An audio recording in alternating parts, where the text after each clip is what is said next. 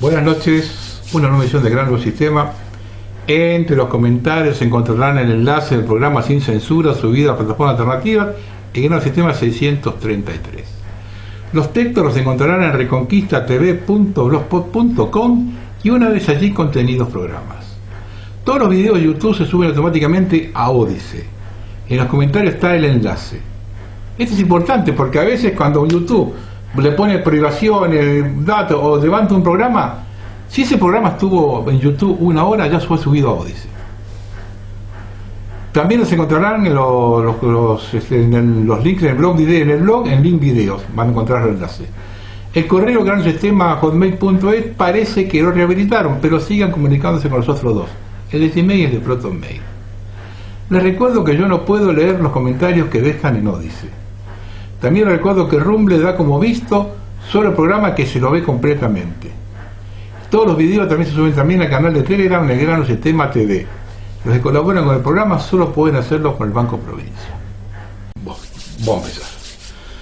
Hoy tenemos que lidiar contra dos pensamientos hegemónicos, que si bien parecen hegemónicos, sabemos que uno actúa como un apéndice del otro, tal como ya fue demostrado por la historia, y debemos reconocer que es un acuerdo de cúpulas, y que la inmensa mayoría de los seguidores, tanto de uno como de otro lado, desconocen ese hecho, y actúan de forma independiente, tornando el aire de la sociedad irrespirable por el odio y la intolerancia.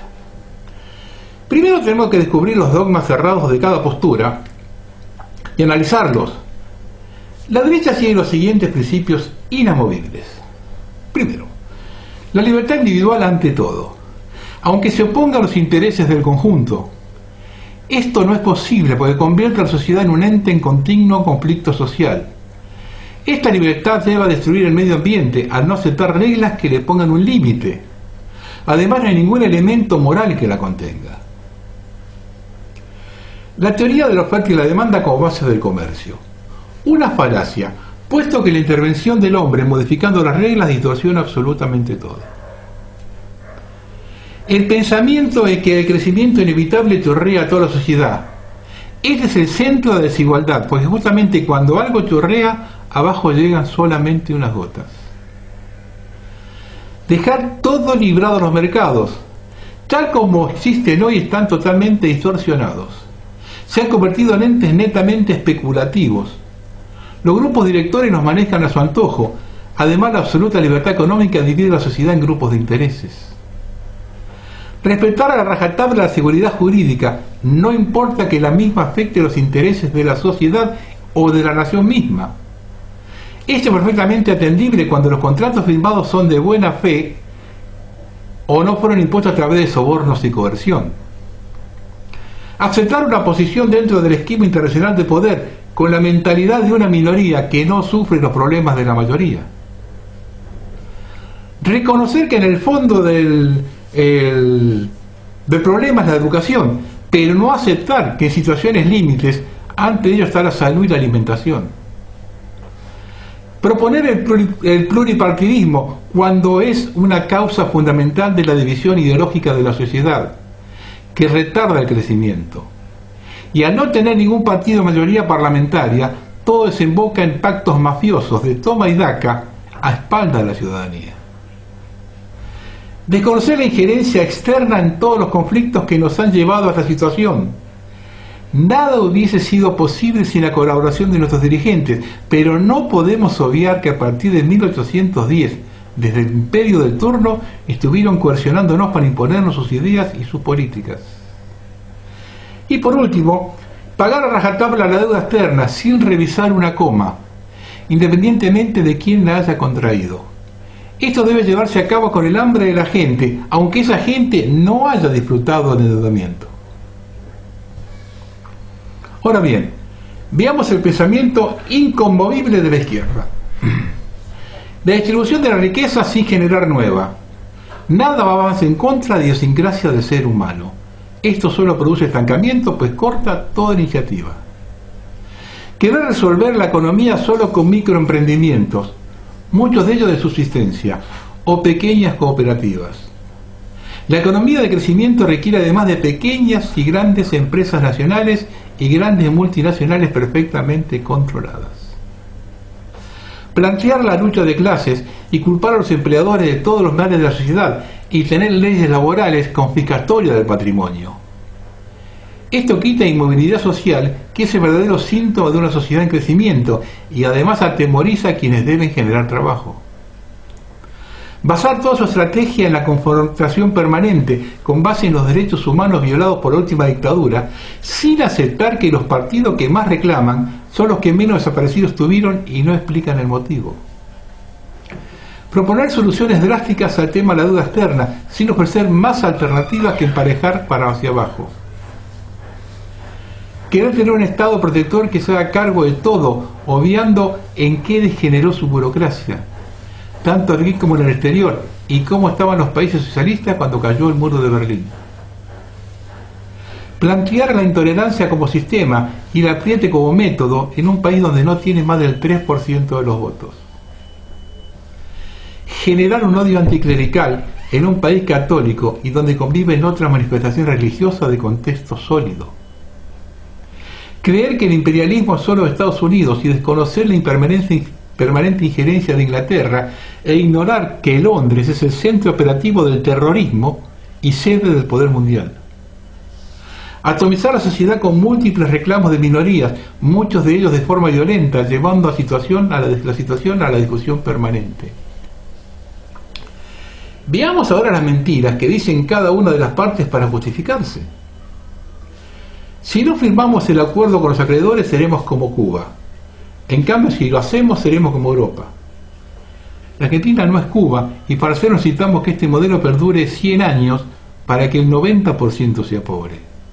Y para ser como Europa, con este esquema necesitamos también 100 años con una inversión de 500.000 millones de dólares, o mínimo. No pagar la deuda y ese dinero utilizarlo para construir viviendas. En un país donde el 60% de los insumos son importados, esta postura no tiene sustento. Este planteo se sostiene solo ante la ignorancia de la gente. La Argentina solo va a salir adelante con la inversión y los créditos externos y la apertura económica. En la década del 90, con este modelo aumentamos la desocupación del 8 al 20% y se destruyeron proyectos industriales y tecnológicos completos. Y además elevamos la deuda externa en 40 años 30 veces. La desigualdad social aumentó 10 veces en ese periodo. Debemos acostumbrarnos a vivir con lo nuestro. No deja de ser una postura loable, pero ¿es aceptada por toda la sociedad? ¿Retroceder décadas? ¿Cuánto tiempo nos lleva la reconversión y qué hacemos durante ese proceso? El Estado no debe ser empresario. El Estado no debe ser empresario y no puede ocupar espacios propios de la actividad privada. Entonces entregamos los ferrocarriles porque le costaba una fortuna al Estado y le damos al concesionario una suma similar a pesar que cerraron el 70% de ramales, provocando que hayan desaparecido poblaciones. Hecho gravísimo en un país despoblado y con mala distribución demográfica. Esto termina haciéndose cargo el Estado de las cosas imprescindibles que son deficitarias y los privados de las rentables y con subsidios. Observe cómo la supuesta confrontación entre ambas teorías está perfectamente armada para mostrar una gran diferencia entre ellas. Estas son las licencias que otorga el régimen para confundir a la gente, en las que no se admiten discusiones están completamente de acuerdo. ¿Los han visto polemizar sobre el aborto, la cuestión de género, los diversos colectivos sociales impuestos? No. En la Agenda 2030 y los delirios de Davos están totalmente de acuerdo. Todo lo hacen complicado, cuando es mucho más sencillo. ¿Qué necesita un ciudadano medio para ser feliz? Requiere salud, educación, trabajo, seguridad y disfrutar sus horas de ocio, cualquiera sea esta, con libertad y justicia. Desafía a cualquiera que convoque un plebiscito para comprobar que una sociedad que recibe lo antedicho no se siente insatisfecha. Ahora bien, ¿cuál es la ideología para generar un ambiente de justicia y libertad, donde todos poseen un trabajo que permita vivir confortablemente, recibir la educación correspondiente, disfrutar de un buen sistema de salud y además tener los medios para gozar sus horas libres? La única ideología es la del sentido común. la de pensar en la defensa de los intereses nacionales, la de tomar la nación como un conjunto perfectamente integrado de norte a sur, que al analizar que si la República Argentina no cayó más, aún, es porque es un territorio rico, poblado de gente inteligente y escaso número. Y lo que debemos hacer es justamente poner a la nación en la cultura de sus cualidades y no a la altura de sus defectos.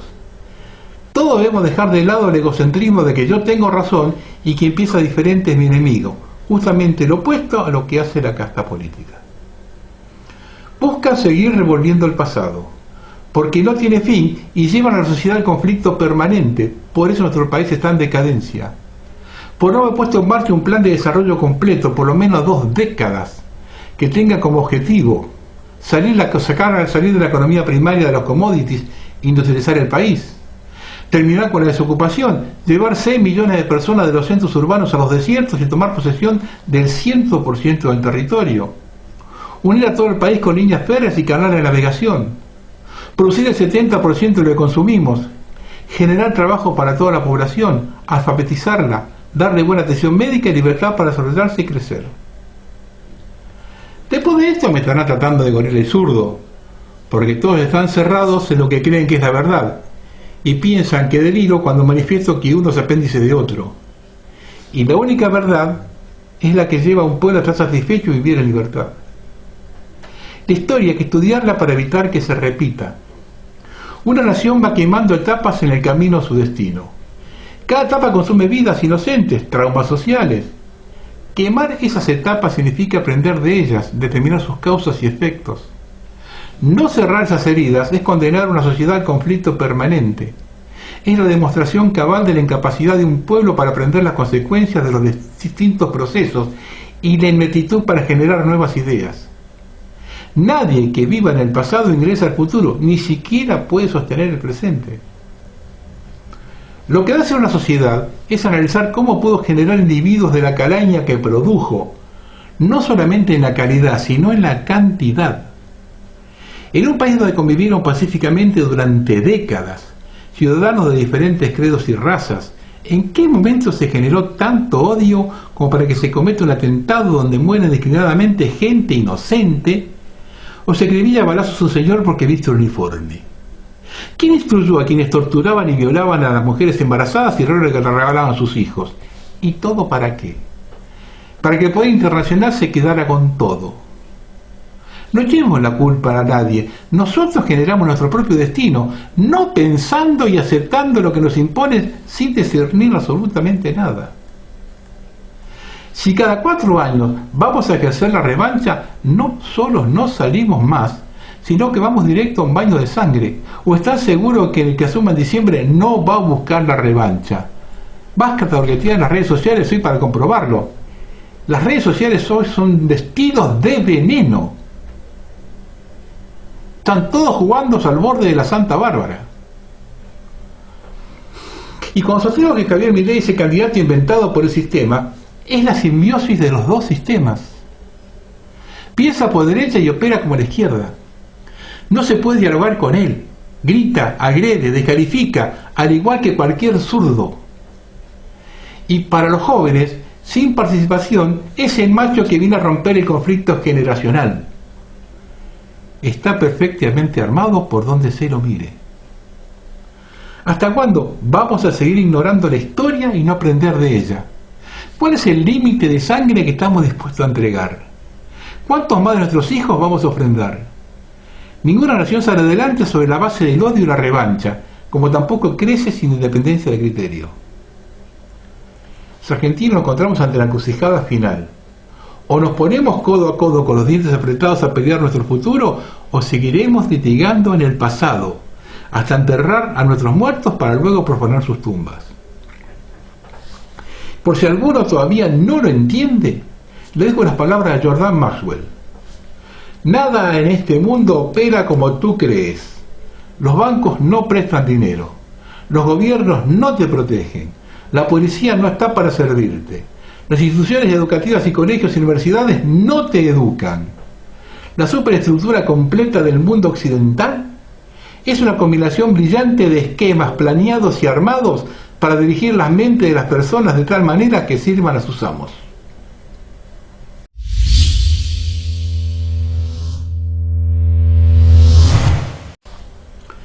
Esto lo vio un oyente. La industria no industrializa los alimentos, industrializa la ignorancia. Creo que el objetivo de los maquiavélicos del régimen es que te mueras apenas termina tu vida productiva. La típica enfermedad invalidante no es la que hace negocio, sino la que te mantiene enfermo y productivo a la vez. Como el SIDA, ese es el modelo de negocio. Y si hablamos de inválidos de diseño, producto de la eugenesia para trabajos específicos, por eso los autistas le vienen bien para ciertas tareas y lo reivindican desde la propaganda. En cambio, a los Down no les sirven y fomentan su masacre. El modelo de la soja es el modelo para el ser humano, todos estériles o con permiso de reproducción, y dependientes de alimentos balanceados obligatorios repletos de químicos. La eugenesia se toma como una alternativa a la reducción del pseudo problema de la huella de carbono. Se podría imaginar no solamente sistemas inmunológicos aprobados por el régimen, como tenemos ahora, sino que además hasta sistemas digestivos modificados para soportar el alimento balanceado, o tamaño de los pies de una misma talla con el pretexto de reducir la contaminación, que no será más que una excusa para la reducción de costos, cuando el ser humano no es más que cualquier producto, un producto que produce otros productos. Se quiere reducir la población de humanos, pero para incrementar la población de mutantes eugenios cibernéticos. Los géneros son las castas identificados bajo un mismo género. Podrá haber un mutante con un ser humano levemente modificado, una máquina o un animal cyborg, porque el género no es la identidad de la perversión, sino la identidad de la función que ocupa en la sociedad. Solo que hoy los perversos tienen su función. En ese régimen eugenésico no se trata de especies definidas por su ideología, sino de esclavos definidos por su función. En el futuro cercano ya pondrán condiciones para registrarse como tal o cual género, y algunos se meterán con el orgullo de la autopercepción. El género será impuesto y no podrá ser elegido. Puede que exista una serie de condiciones para cambiar de casta, género, pero que operará dentro de cupos limitados en función de un mérito perverso, mérito antihumanista por haber contribuido a nuestro exterminio y descomposición social. Después de todo, el género objetivamente no es más que una denominación jurídico-legal para determinar lo que se puede y no se puede hacer alguien o algo, según se define lo que esta persona, animal, mutante o cosa es. La guerra no se gana con debates, y menos cuando lo que se busca es nuestro exterminio. La palabra guerra poco se usa, y es lo mínimo que se necesita para empezar a pensar cómo nos vamos a defender. Reconocer nuestro estado de guerra es imprescindible para dimensionar la gravedad de nuestra situación. O nos unimos o no nos exterminan.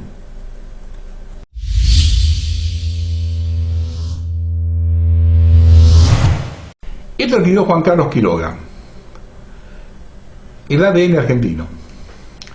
Analizando lo que nos viene pasando desde hace décadas, en cuestiones políticas y económicas, con ciclos que se repiten con una coincidencia demasiado sospechosa, se llega a la conclusión de una psicopatía o comportamiento especial de la zona argenta.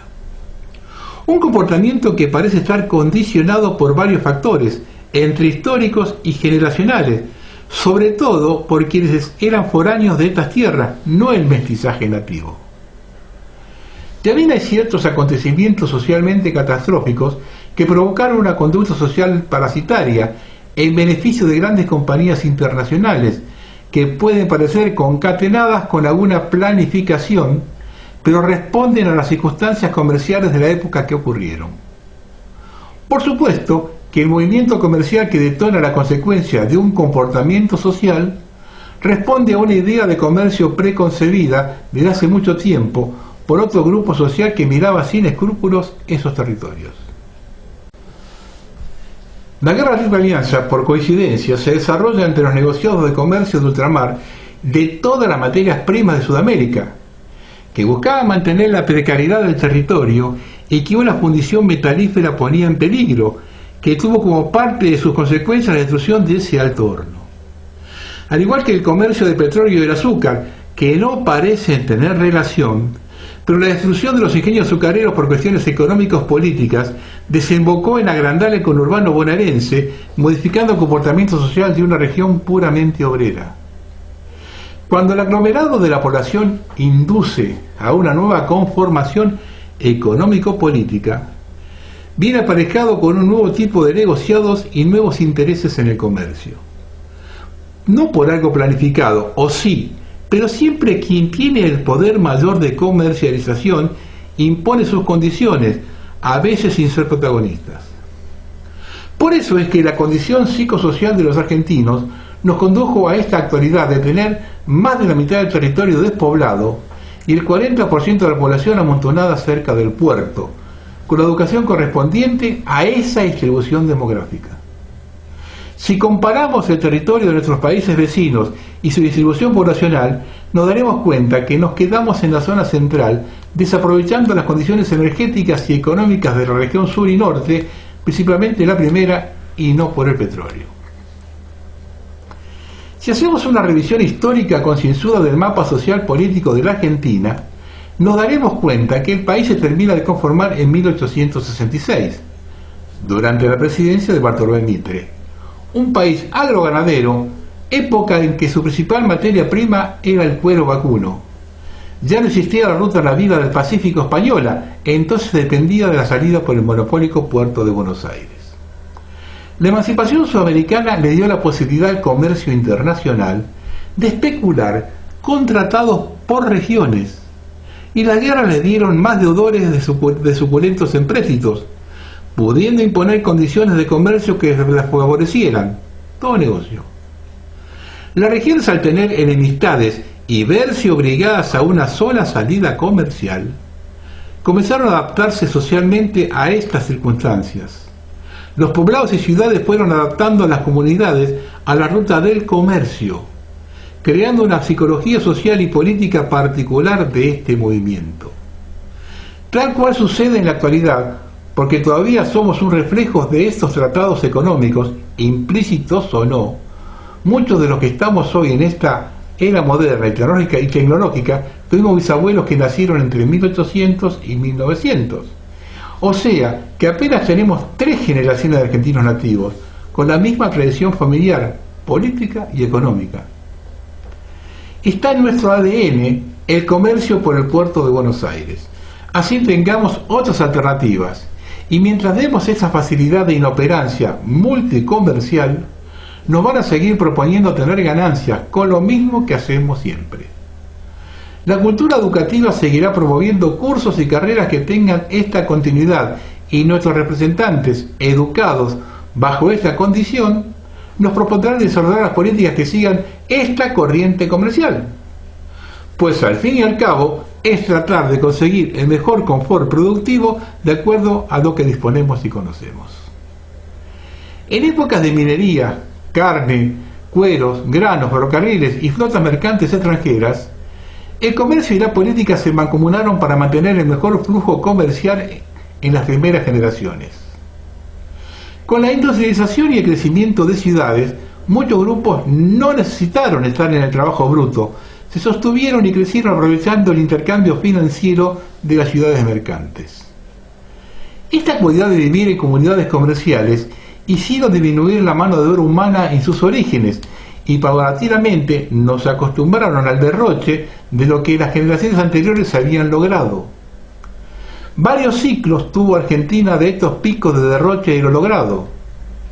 Las grandes guerras nos pusieron en una posición de proveedores mundiales que no supimos aprovechar, y los grandes comercios internacionales no se quedaron de brazos cruzados. Propusieron las inversiones justas, para ellos obtener en el futuro un sector productor mientras nos mantuviésemos en la misma política comercial. Los avances tecnológicos tan vertiginosos del último siglo provocaron una ruptura en la comprensión de esta condición que nos estancó. Fuimos acondicionando nuestra vida social a la comodidad del flujo productores de materias primas. Nuestra condición psicosocial adaptó nuestras costumbres comunitarias a aceptarlo como algo tradicional. La tercera generación es puramente citadina, dependiente y condicionada a aceptar vivir con deudas. aun cuando tenemos la posibilidad de tener un superávit por habitante que les permita vivir sin pagar impuestos y con una total armonía sustentable. Estamos ciegos culturalmente de ver que las regiones que tenemos abandonadas del país son el mayor vergel energético y económico, el que se mantiene bajo un manto de oscuridad por un sistema financiero que nos mantiene asustados, ciegos y sobornados, corriendo atrás de pagar continuamente. ¿Cómo salimos de esto? Tendría que haber un cambio de conciencia, de costumbres, de hábitat y consumo, sumado a un cambio drástico en los valores de intercambio y económico. Algo que puede lograrse con una educación dinámica, desestructurada de materias lineales y cronológicas, y un cambio profundo en el rol de las dependencias. Imaginemos que la electricidad, el agua y el gas son gratis. Tienen una fuente continua y sustentable. La tecnología nos provee de robotización completa asistida, lo que hoy existe y es posible. El ser humano tendría que tener una mentalidad adaptada a esa convivencia, a esta situación de equilibrio en la que uno tiene que estar compitiendo y luchando por ganar un lugar. Una situación que rompe los esquemas de sostenimiento financiero de todas las redes sociales que dependen del comercio del consumismo. ¿De dónde sale la electricidad gratis? De la máquina perpetua que son las olas, una máquina que siempre está entre nuestros ojos, poniendo generador de electricidad de los 1.600 kilómetros de costa que tenemos, de acumular energía eólica de grupos individuales de vivienda junto a la energía solar, no con el monopolio de los campos eólicos o solares. Todo controlado robóticamente, tomando el agua del aire, con catalizadores que hoy están probados, o de las lluvias, aunque no puedas verlo, porque la arquitectura y la ingeniería actual siempre te mostró casas dependientes y depredadoras de energía, no como las ciudades que se construirían en Marte, al servicio humano. En cambio nosotros estamos al servicio de las ciudades, entretenidos en pagar continuamente un mantenimiento infinito. Una idea fascinante pero aterradora para una comunidad que no sabe hacerlo. ¿Dejar las ciudades tal como las conocemos para estar mejor? Imposible. Nuestros economistas, profesionales, políticos están educados para sostener un sistema decadente antiecológico. Las personas que se postulan para representarnos y las que están serán intendentes, diputados, legisladores, gobernadores, presidentes, tienen el pensamiento condicionado con este ADN generacional centralizado. No piensan un sistema social sin recaudaciones o una ciudad sin gastos de mantenimiento. Los servicios básicos para ellos son cloacas, agua, electricidad, gas, vivienda, donde vive un núcleo familiar que sea aportante infinito de esos servicios. ¿De dónde salen los recursos de ambos? No está contemplado, porque todo funciona así. Está sesgado en su comprensión de que las cloacas siempre estarán colapsadas y corriendo detrás del crecimiento de la ciudad, que la electricidad no tiene suficiente suministro, que la distribución centralizada del agua está subsidiada y colapsada, y que los contribuyentes trabajan para el sostenimiento de su decadencia. Para que este escenario cambie, debe haber un colapso económico, una guerra devastadora, algo caótico que rompa todas las estructuras conocidas para comenzar de cero. Mientras el comercio financiero mundial mantenga su dominio, no va a suceder, porque nuestra sociología comunitaria está adaptada a este tipo de mecanismo económico, financiero, que nos da una zona de confort, y esta comodidad que nos fue condicionada por las circunstancias nos impide contemplar un cambio. Juan Carlos Quiroga.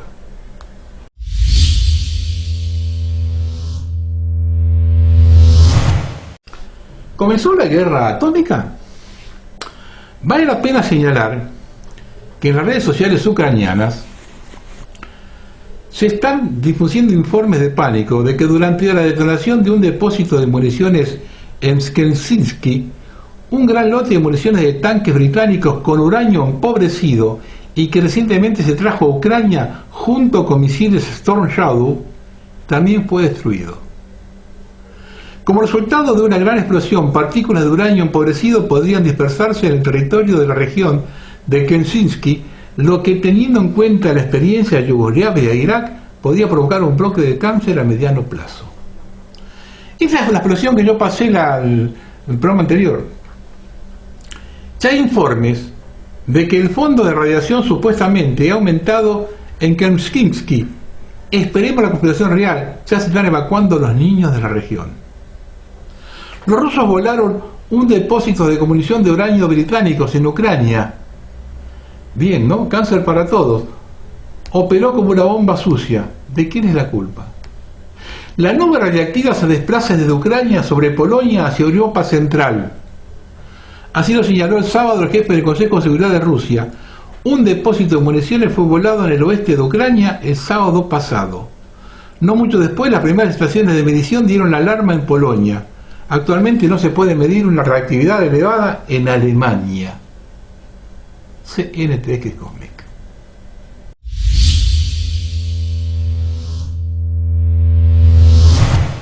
Nacieron las primeras 2 bebés concebidas por un robot. Uno de los avances más revolucionarios de la ciencia y la tecnología. Los bebés fueron concebidos con la máquina Ixia, la cual inyecta automáticamente el esperma en el ovocito. Estos más otros desarrollos en los que están trabajando, que automatizan el laboratorio de embriología, hará que los resultados sean mejores y que cuesten menos la congelación de ovocitos y la inseminación. En 2045 es posible que la mayoría de las parejas tengan que utilizar la reproducción asistida. La ciencia, la tecnología y el mundo de los negocios parece estar preparándose para dar respuesta.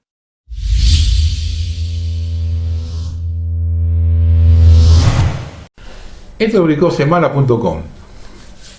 Colombia. Ahora la Guardia Indígena cobraría por uso del espacio público en varias zonas del país.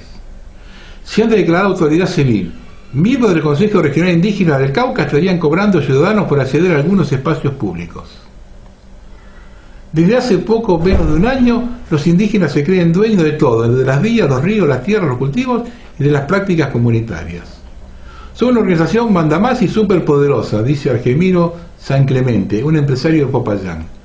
La denuncia va mucho más atrás. Señalan que, por ejemplo, desde el derrumbe en Rosas, Cauca, y la habilitación de vías alternas, los indígenas establecieron peajes informales en algunas zonas para permitir el acceso de vehículos de carga. Además, en otras zonas del país se han autoproclamado como autoridades civiles. A mí me pasó hace 10 años, en un viaje a Neuquén, estábamos en la zona de Villa Pegüeña, creo que era así, por entrar a un volcán, me tenía toda la vista panorámica de ahí, a la entrada del volcán, que había que pagar peaje. Si no, no subía. Una casuchita con 2 tipos ahí, 2 pseudo papuche para cobrar, el micro con 30 pasajeros, nadie dice nada, no, pagando.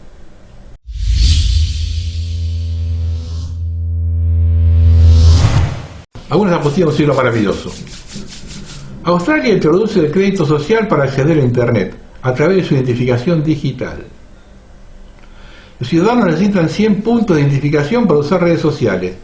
La policía tendrá acceso a sus cuentas, incluidos los mensajes privados. CTV Cosmic. Esto para algunos que me dijeron a mí, cuando yo les decía esto, tengo nada que ocultar. Bueno, muchachos, de explicárselo después cuando llegue el momento.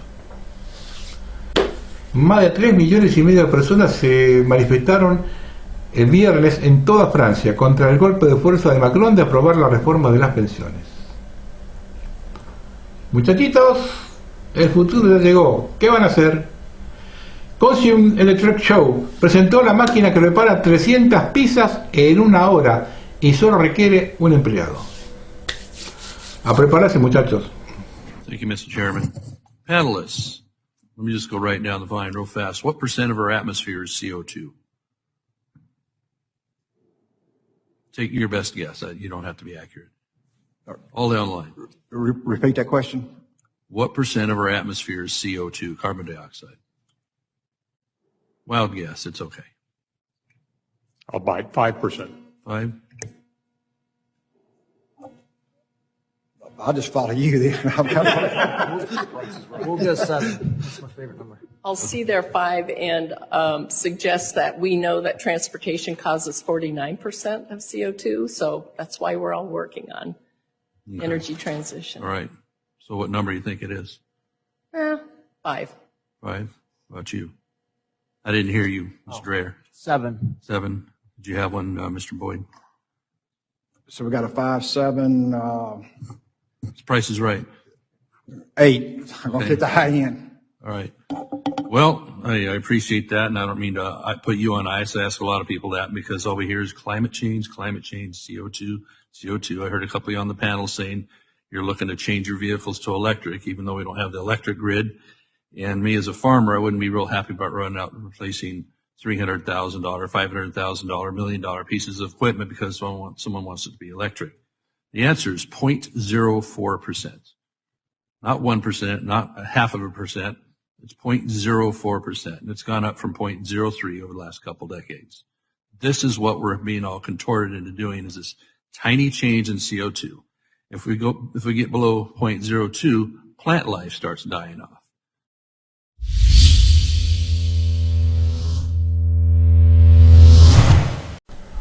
Una de las cosas que más me indigna es observar cómo los políticos hacen su juego a expensas de la ciudadanía que entra en el juego sin chistar. Los gobernadores y en algunos casos intendentes acomodan las fechas de elecciones conforme a sus necesidades. Quieren, bajo todo punto de vista, separarse de una elección nacional. Como la gente no corta boletas, no quieren quedar pegados a una hora que los arrastre.